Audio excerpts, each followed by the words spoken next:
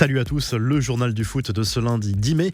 Le titre s'éloigne clairement pour le PSG. Le club parisien, accroché par Rennes dimanche soir lors de la 36e journée de Ligue 1, se retrouve à 3 points de Lille à 2 journées de la fin. Le LOSC a désormais toutes les cartes en main pour détrôner le Paris Saint-Germain.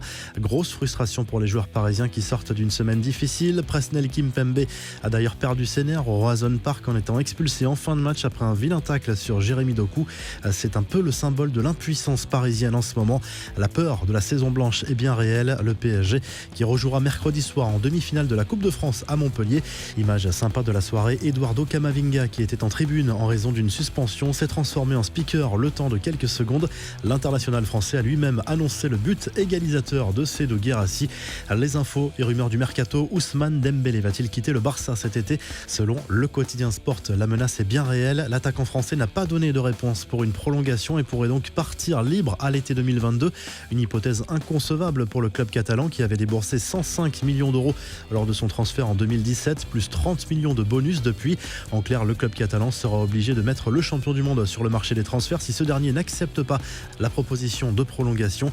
Julian Draxler, lui, va rester au Paris Saint-Germain. L'international allemand qui arrivait en fin de contrat est tombé d'accord avec le club de la capitale pour prolonger de 3 saisons. Le milieu de terrain, très apprécié par Maurizio Pochettino, a accepté de baisser son salaire pour rester au PSG. Le Mundo Deportivo confirme la tendance pour l'avenir de Jules Koundé, le défenseur central français. Brillant cette saison avec le FC Séville, serait bien l'une des priorités du Real Madrid pour le prochain mercato. Avec la fin de contrat de Sergio Ramos qui n'a toujours pas prolongé et les rumeurs d'un possible départ de Raphaël Varane, le club merengue va peut-être devoir tout chambouler cet été sur le plan défensif. Enfin, au rayon des transferts officiels, Al Hilal a officialisé la signature de Moussa Marega pour les 3 prochaines saisons. L'international malien quittera libre le FC Porto à la fin de la saison. Il va rejoindre en Arabie Saoudite un certain Bafé Gomis. Les infos en bref, en Première Ligue, Manchester United retarde le sacre de son rival City, battu par Chelsea samedi. Les Red Devils ont renversé Aston Villa 3-1 grâce à Bruno Fernandes, Greenwood et Cavani. Aston Villa dit quasiment adieu à ses rêves de Ligue des Champions. Les Red Devils, eux, ont conforté leur deuxième place au classement à 10 points derrière les joueurs de Pep Guardiola, mais avec un match en moins. Des nouvelles de Zlatan Ibrahimovic, sorti au bord des larmes lors de la seconde période du choc contre la Juve et l'AC Milan dimanche soir. L'international suédois souffrait du genou, de quoi inquiéter en vue de la fin de saison et notamment de l'Euro qui se profile. Mais visiblement, les dernières nouvelles sont plutôt rassurantes selon son entraîneur Stefano Pioli. André-Pierre Gignac au JO, selon Canal+, l'AFP et l'équipe. Sylvain Ripoll, le sélectionneur des espoirs et de la sélection olympique française, a proposé à l'attaquant des Tigresses de faire partie de l'aventure. L'ancien Marseillais fait partie d'une liste élargie pour le moment, mais visiblement le principal intéressé est très emballé par l'idée de disputer les JO. La prochaine finale de Ligue des Champions aura-t-elle lieu à Wembley? C'est une hypothèse qui prend du crédit selon le New York Times. Une réunion est prévue entre le gouvernement britannique et l'UEFA ce lundi pour une éventuelle délocalisation de la finale entre Chelsea et Manchester City. Programmée à Istanbul, la rencontre pourrait avoir lieu finalement à Londres en raison de la situation sanitaire. Enfin, Antoine Griezmann a rendu visite à Lewis Hamilton dans les paddocks du Grand Prix d'Espagne de Formule 1 à Barcelone. L'accès des VIP est très limité en raison de la bulle sanitaire stricte imposée par la FIA dans les paddocks, mais le statut de star du foot réserve quelques privilèges. La revue de presse Neymar à la une de l'équipe ce lundi pour illustrer la détresse parisienne.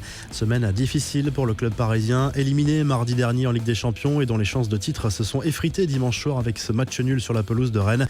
En Espagne, le journal AS revient sur la désillusion du Real Madrid qui avait l'occasion de prendre la tête de la Liga à 3 journées de la fin, mais le club merengue a été accroché par le FC Séville. Score final 2 buts partout.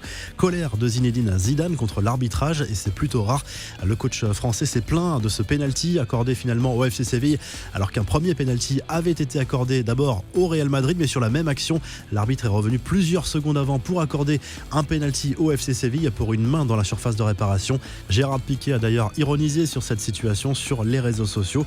Du côté catalan, honneur aux filles du FC Barcelone, sacrée championne d'Espagne ce week-end après un succès 1-0 à Tenerife. 26 matchs, 26 victoires pour elle en Liga féminine, 128 buts marqués, 5 seulement encaissés. Le Barça a tout écrasé. Enfin en Italie, la Gazzetta dello Sport revient sur le succès précieux de l'AC Milan sur la pelouse de la Juve. Une victoire 3-0 des Rossoneri qui font un pas important vers la Ligue des Champions. But signé Diaz, Rebic et Tomori. Ça va mal en revanche pour la vieille dame. 5e désormais pour Tuttosport. Cette défaite turinoise précipite la chute d'Andrea Pirlo. Le coach de la Juve a répété qu'il ne voulait pas démissionner, mais la pression s'accentue sur le technicien turinois. Sans Ligue des Champions, la saison prochaine, certains joueurs comme Cristiano Ronaldo pourraient être tentés d'aller voir ailleurs. On vous laisse comme chaque lundi avec le classement réactualisé des buteurs dans les grands championnats européens. Et à très vite pour un nouveau journal du foot.